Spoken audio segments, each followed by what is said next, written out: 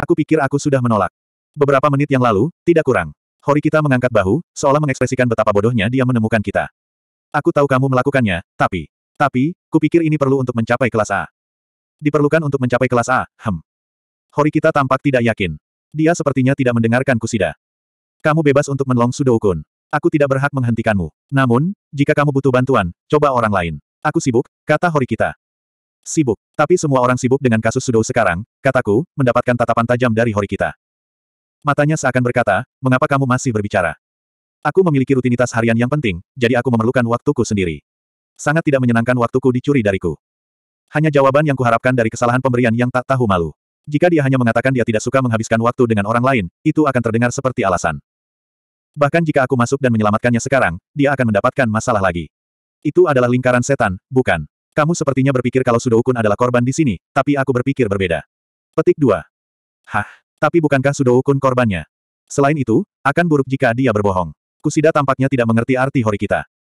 Mungkin siswa kelas C benar-benar memulai pertarungan ini, tetapi Sudoukun juga salah satu pelaku. Tunggu. Maksudmu apa? Bukankah Sudoukun terseret ke dalam pertarungan? Horikita perlahan mengalihkan pandangannya ke arahku, ekspresinya mengatakan kesedihan yang bagus. Tidak, aku tidak mengatakan apa-apa. Aku mengalihkan mataku seolah mencoba melarikan diri. Setelah beberapa saat sunyi, Horikita berbicara dengan suara jengkel. Kenapa dia diseret ke pertarungan? Masalah ini akan bertahan sampai kita memahami pertanyaan mendasar itu. Oke, aku tidak ingin membantu sampai pertanyaan itu terjawab. Karena kamu tidak dapat meyakinkanku, mengapa kamu tidak bertanya kepada pria yang berdiri di sebelahmu? Bahkan meskipun dia pura-pura tidak mengerti apa yang aku pikirkan, dia mungkin mengerti. Tolong berhenti mengatakan bahwa aku mengerti dirimu. Kusida menatapku, tidak bisa menyembunyikan kebingungannya. Ekspresinya sepertinya bertanya apa yang ku ketahui. Ayo, Horikita, jangan mengatakan sesuatu yang tidak perlu. Horikita mulai berjalan pergi, menunjukkan bahwa sisanya terserah padaku. Kusida tampaknya akhirnya mendengarkan Horikita, dan berhenti mengejarnya. Sudoukun adalah pelaku. Apakah itu benar? Dia bertanya. Kusida menoleh padaku, seolah memintaku untuk menyelamatkannya lagi. Karena Horikita telah mengungkapkan bahwa aku berpura-pura tidak tahu, segalanya mungkin akan terasa menyebalkan. Selain itu, aku dengan senang hati memberikan Kusida pinbengku jika dia memintanya dengan ekspresi yang lucu. Aku mengerti sedikit tentang apa yang dimaksud Horikita. Paling tidak, Sudou memiliki beberapa kesalahan dalam kasus ini. Dia tipe orang yang mudah marah, bukan? Setiap kali dia berhadapan dengan seseorang yang tidak disukainya, dia menyerang, dan berbicara serta bertindak dengan agresif, mendominasi. Ketika aku mendengar dia sedang dipertimbangkan sebagai pemain tetap di tim basket, aku terkejut dan terkesan. Tidak ada yang tidak setuju bahwa dia adalah pemain yang luar biasa, tetapi jika dia bertindak begitu arogan dan sombong, beberapa orang akan membencinya. Mereka yang bekerja sangat keras untuk posisi mereka mungkin akan melihat Sudou sebagai orang yang agak tidak menyenangkan. Lalu ada rumor, kan? Orang mengatakan bahwa Sudou telah bertarung dengan orang sejak SMP. Aku belum pernah bertemu siapapun yang mengenal Sudou di sekolahnya sebelumnya, tetapi mempertimbangkan berapa banyak orang yang membicarakannya, mungkin ada sesuatu pada rumor itu. Orang-orang tidak memiliki kesan yang baik tentang Sudou. Ini pasti akan terjadi pada akhirnya. Itu sebabnya Horikita mengatakan Sudou adalah pelaku. Jadi, perilakunya yang khas, ditambah tindakannya yang berulang, menyebabkan situasi ini, kalau begitu. Tanya Kusida. Ya, selama ia terus memusuhi orang-orang di sekitarnya, pasti akan timbul masalah. Juga, jika tidak ada bukti, maka orang akan menggunakan gambarannya untuk melawannya. Dengan kata lain, mereka akan menghakimi dia berdasarkan kesan mereka. Misalnya, katakanlah ada kasus pembunuhan. Ada 2 tersangka. Salah satu dari mereka telah melakukan pembunuhan di masa lalu, sementara yang lain adalah warga negara yang baik dan terhormat. Berdasarkan informasi itu, siapa yang akan kamu percayai? Jika ditanya, hampir semua orang akan memberikan respons yang sama. Ya, tentu saja, aku akan memilih warga yang terhormat. Kebenarannya mungkin berbeda. Namun, semakin sedikit informasi yang kamu miliki yang menjadi dasar penilaianmu, semakin kamu harus bergantung pada informasi sedikit yang kamu miliki. Itulah yang terjadi di sini. Horikita tidak bisa mengabaikan fakta bahwa Sudou tidak mengenali kekurangannya. Aku tidak berpikir ini persis situasi, kamu menuai apa yang kamu tabur. Aku mengerti. Jadi itu yang dia maksudkan. Kusida mengangguk kecil. Jadi Horikita-san tidak akan menyelamatkan Sudoukun karena dia ingin memberinya pelajaran. Kurasa begitu, iya. Dengan menghukumnya, dia ingin dia memahami dirinya lebih baik. Kusida mengerti, tetapi jelas tidak setuju. Sepertinya dia sedikit marah, mengepalkan tangannya karena marah. Aku tidak setuju meninggalkan Sudoukun hanya untuk menghukumnya. Jika dia tidak puas dengannya, kupikir dia setidaknya harus berbicara dengannya secara langsung. Itu yang akan dilakukan teman. Tapi aku tidak berpikir kalau Horikita menganggap Sudou temannya. Selain itu, Horikita bukan tipe yang bisa diajarkan melalui kebaikan. Dia tidak merasakan kewajiban kepada orang lain. Kamu harus bertindak sesuai dengan prinsipmu sendiri, Kusida. Kupikir tidak salah untuk mau membantu Sudou. Ya. Kusida mengangguk tanpa ragu. Dia akan mengulurkan tangannya ke teman yang membutuhkan sebanyak yang dibutuhkan. Kedengarannya sederhana, tetapi sebenarnya sulit. Hanya seseorang seperti Kusida yang bisa melakukan hal seperti itu. Namun, aku pikir akan lebih baik jika kita dengan cermat mempertimbangkan apakah akan langsung menunjukkan masalah Sudou atau tidak. Jika dia tidak benar-benar meluangkan waktu untuk membantu, tidak ada gunanya. Ada beberapa realisasi yang hanya bisa kamu lakukan sendiri. Petik 2. Baik, aku mengerti. Aku akan mengikuti saranmu, Ayano Kouji-kun. Kusida melengkungkan punggungnya dan meregangkan tubuh, aku mengubah pemikirannya. Oke, ayo kita pergi mencari saksi. Kami kembali ke ruang kelas, dan bergabung kembali dengan Ike dan Yamauchi. Hah? Jadi, kamu tidak bisa membujuk Horikita? Kata Ike. Tidak, aku minta maaf. Aku gagal, jawab Kusida. Tidak. Kamu tidak perlu meminta maaf, Kusida-chan. Kita harus baik-baik saja dengan yang sudah kita miliki. Petik 2. Aku mengandalkanmu, Ike-kun. Yamauchi-kun, Kusida memohon dengan mata berbinar. Mereka berdua balas menatap, dilanda cinta. Oke, jadi di mana kita harus mulai? Secara acak mencari saksi tidak akan efektif. Akan lebih baik untuk membuat rencana sebelum memulai pencarian kami. Jika tidak ada yang keberatan, bagaimana kalau kita mulai dengan bertanya di sekitar kelas B? Tanyaku. Kenapa kelas B? Karena kelas itulah yang paling ingin menjadi saksi. Maaf, aku tidak begitu mengerti, Ayano Kouji-kun. Antara D dan C, kelas mana yang paling mengancam kelas B? Atau dengan kata lain, kelas mana yang lebih mungkin mengancam tempat B di peringkat? C, tentu saja. Jadi kita harus bertanya C terakhir, kukira. Tapi mengapa tidak mulai dengan kelas A? Petik 2. Kita tahu terlalu sedikit tentang kelas A. Aku tidak berpikir mereka ingin terlibat dalam urusan yang merepotkan yang mungkin berdampak negatif pada poin mereka. Mungkin juga siswa kelas A tidak peduli, karena mereka merasa tidak ada hubungannya dengan apa yang terjadi antara C dan D. Petik 2. Tentu saja, aku masih tidak tahu apakah kita bisa mempercayai kelas B. Jika mereka memiliki orang yang sangat licik, dia mungkin telah menyusun rencana untuk mengalahkan tidak hanya C, tetapi juga kelas D. Bahkan jika rencana itu tidak ada, Sakuya yakin kita harus menyiapkan tindakan pencegahan berdasarkan ide itu. Baiklah, mari kita pergi ke kelas B sekarang juga. Seru Kusida. Berhenti. Aku secara refleks meraih bagian belakang kerah Kusida. Nyaa. Terkejut, Kusida menjerit seperti kucing. Jadi cuit. Setelah melihat reaksi menggemaskan Kusida, Yamauchi memiliki tanda hati di matanya. Dia mungkin menggemaskan dengan sengaja. Meskipun berpikir seperti itu, jantungku berdegup kencang. Memang benar bahwa keterampilan komunikasimu yang sangat baik sangat diperlukan. Namun, ini tidak sama dengan berjalan santai ke kelas lain dan mencoba berteman. Kau pikir begitu? Jika saksi bersedia membantu kelas D tanpa alasan, atau jika mereka ramah, maka tidak perlu khawatir. Namun, jika saksi adalah orang yang penuh perhitungan, maka dia mungkin tidak setuju untuk membantu. Kami tidak akan tahu apakah orang itu akan membantu kelas D kecuali kami mencoba bertanya. Bahkan jika kita pergi ke kelas B untuk berbicara, bagaimana hasilnya? Apakah kamu kenal seseorang di kelas B? Ya, aku hanya mengenal beberapa orang, kata Kusida. Baiklah kalau begitu, mari kita bicara dengan orang-orang itu dulu. Kami benar-benar tidak ingin ada kabar bahwa kelas D dengan panik mencari saksi. Tunggu, tanyakan satu persatu. Bukankah lebih mudah untuk bertanya pada semua orang secara bersamaan? Kata Ike. Dia sepertinya tidak menyukai cara berputar-putar ini dalam melakukan sesuatu. Aku juga berpikir kamu terlalu negatif. Kupikir itu ide yang baik untuk bertanya kelas B, tetapi aku juga berpikir kita harus bertanya kepada beberapa orang sekaligus. Jika tidak, kita mungkin tidak menemukan saksi tepat waktu. Petik 2. Aku mengerti. Kamu mungkin benar tentang itu. Kami harus melakukan apa yang menurutmu terbaik, Kusida. Petik 2. Maaf, Ayano Kouji-kun. Kusida menggenggam kedua tangannya dengan minta maaf. Tapi dia tidak benar-benar melakukan kesalahan. Wajar jika kami memiliki pendapat berbeda tentang masalah ini. Selain itu, di saat seperti ini mayoritas harus memutuskan apa yang harus dilakukan. Rencana Kusida telah meyakinkanku, jadi aku menarik tanganku sendiri. Tiba-tiba, aku merasakan sensasi, seperti seseorang memperhatikanku. Aku berbalik. Sekitar sepertiga dari kelas kami tetap berada di ruangan itu. Tidak ada yang tampak aneh di sini. Tetap saja, aku tidak bisa memastikan apa yang menggangguku, atau siapa yang memberiku perasaan sedang diawasi. Ruang kelas pertama yang kami kunjungi memiliki suasana yang sedikit berbeda. Meskipun pada dasarnya tampak sama dengan milik kami, rasanya seolah-olah kami telah datang ke tempat yang asing. Itu agak seperti permainan sepak bola, jelas perbedaan antara pertandingan kandang dan tandang dalam sepak bola bukanlah hal sepele. Kami juga tidak tahu apakah siswa di sekitar kami adalah teman atau musuh. Bahkan Ike dan Yamauchi tampak gemetaran. Mereka hanya berdiri beku di ambang pintu ruang kelas, tidak mampu bergerak. Kusida adalah satu-satunya yang tetap tidak terpengaruh. Bahkan, dia menemukan teman-teman kelas B-nya dan, dengan senyum di wajahnya, melambai dan berjalan menuju mereka. Sikap yang luar biasa. Aku ingin belajar bagaimana menjadi seperti itu. Dia mengobrol dengan orang-orang tanpa memandang jenis kelamin, persis bagaimana dia bertindak di kelas D. Tidak ada yang lebih cemburu dengan hal ini selain Ike dan Yamauchi. Kusida dengan gembira mengobrol dengan orang-orang yang jelas lebih menarik daripada mereka. Sial. Ada terlalu banyak orang yang mengejar Kusida-chanku. Ini menyebalkan. Apa yang dia bicarakan tadi? Kusida miliknya. Jangan panik, Ike. Tidak masalah. Kita berada di kelas Kusida-chan, jadi kita selangkah lebih maju dari mereka. Pasangan ini, teman seperjuangan dalam kejengkelan hati, saling berpegangan tangan satu sama lain. Meskipun hanya ada sekitar 10 orang yang tersisa di kelas, Kusida mulai menjelaskan kasus Sudou. Semua hal dipertimbangkan, suasana di kelas B tidak jauh berbeda dengan kelas D. Tentunya bukan yang kuharapkan dari kelas yang penuh dengan siswa-siswa terhormat. Mereka tampaknya tidak terlalu formal. Kenyataannya, banyak siswa yang tampaknya melakukan apa yang mereka sukai. Meskipun mereka bebas untuk bertindak bagaimanapun mereka ingin dalam peraturan sekolah, aku berharap rambut dan pakaian mereka menjadi sedikit lebih dilindungi.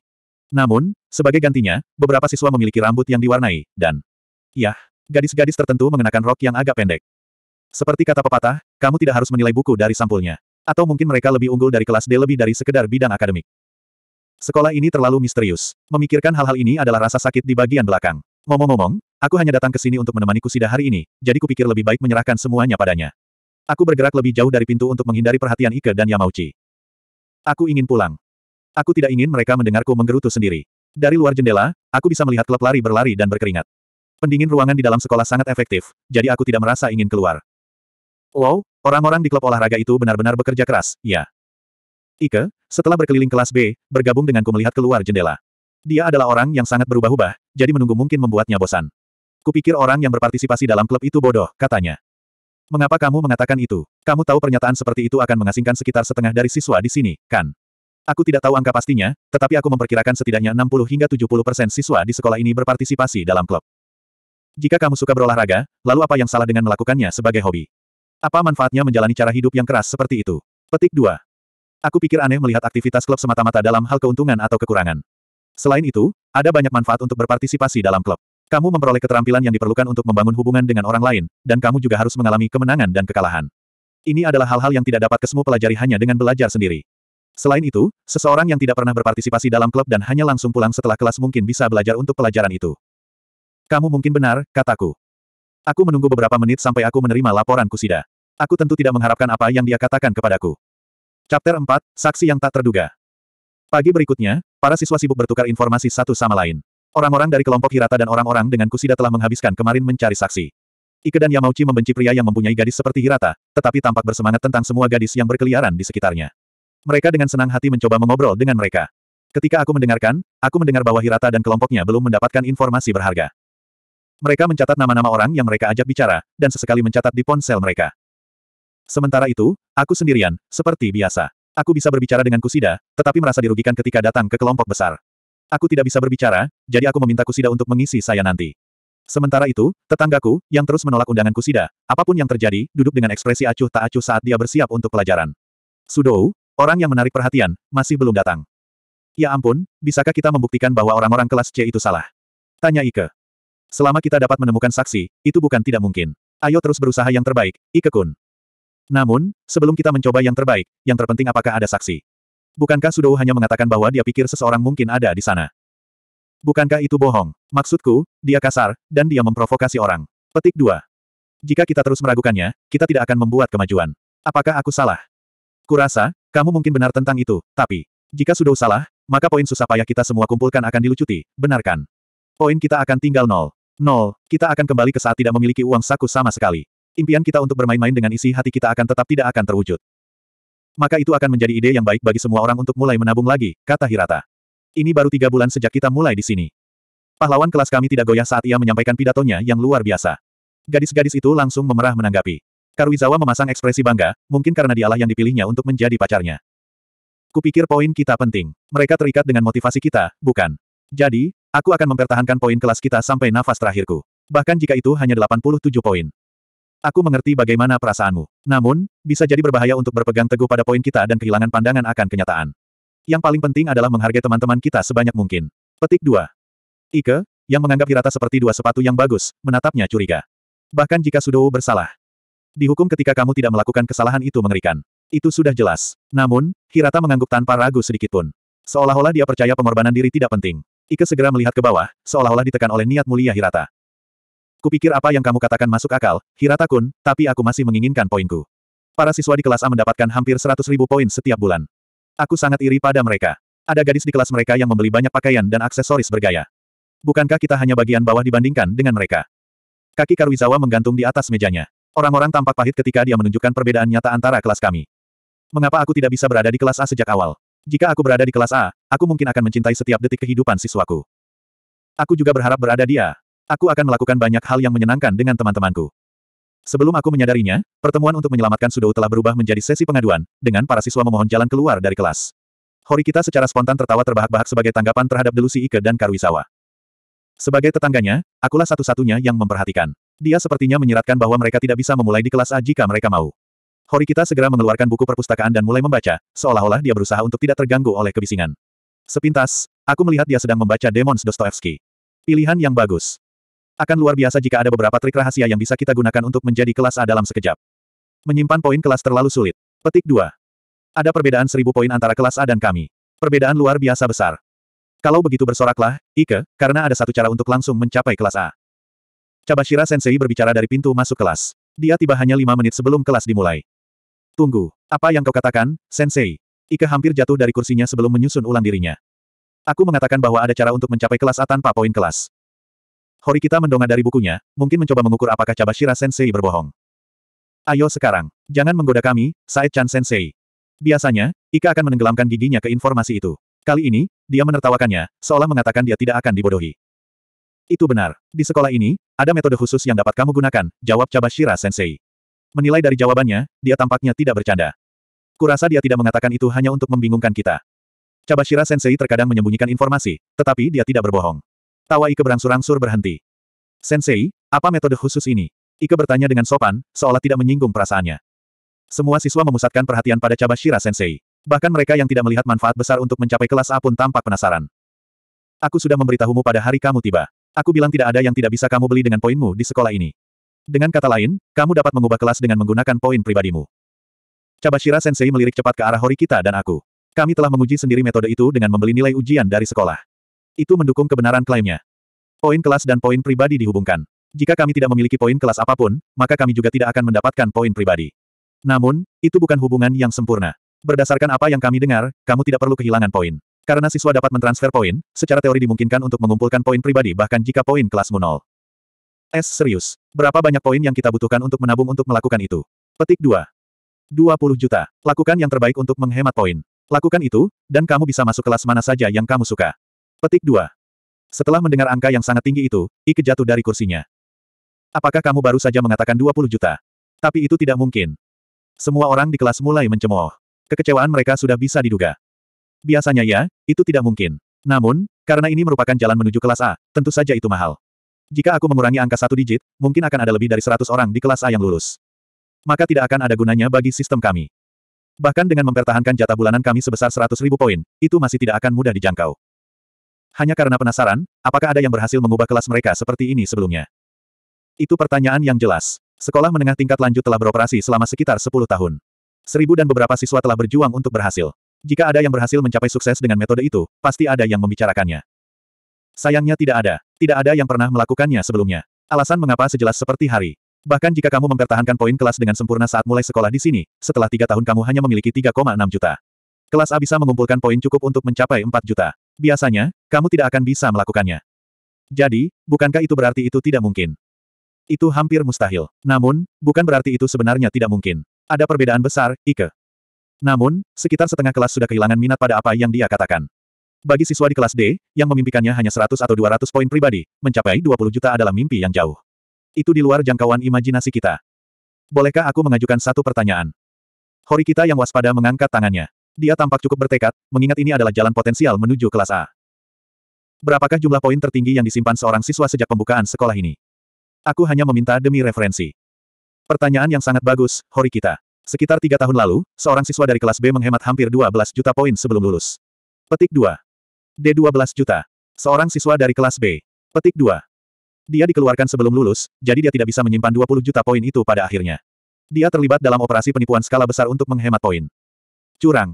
Dia mengambil keuntungan dari siswa tahun pertama yang baru diterima yang belum memahami sistem. Dia menemui mereka satu persatu dan mencuri poin dari mereka, sehingga dia bisa mencapai 20 juta poin yang diperlukan untuk pindah ke kelas A. Namun, tidak mungkin sekolah bisa mengabaikan tindakan sembrono tersebut. Aku tidak berpikir bahwa tujuannya sangat buruk, tetapi orang yang melanggar aturan harus dihukum. Itu lebih dari sekadar anekdot. Kisah itu membuat kemungkinan sukses terdengar sangat mustahil. Jadi, kamu mengatakan bahwa bahkan jika kita menggunakan metode kriminal, 12 juta poin adalah sekitar batasnya. Gumam Horikita. Menyerah pada metode itu. Berusaha keras untuk menghemat poinmu secara bertanggung jawab. Horikita kembali membaca, kemungkinan merasa bodoh karena repot-repot mengangkat tangannya. Di dunia ini, cerita yang tampaknya terlalu bagus untuk menjadi kenyataan hanyalah itu. Oh, itu mengingatkanku. Tidak ada dari kalian yang mendapatkan poin dari aktivitas klub, bukan? Kata Cabashira Sensei, dengan suasana yang tiba-tiba teringat. Maksudmu apa? Ada kasus di mana individu dapat memenangkan poin berdasarkan upaya mereka dalam kegiatan klub, atau tingkat partisipasi mereka. Misalnya, Jika seseorang di klub kaligrafi memenangkan kontes, mereka dapat menerima poin yang sesuai untuk penghargaan itu. Petik 2. Informasi baru ini membuat semua orang terkejut.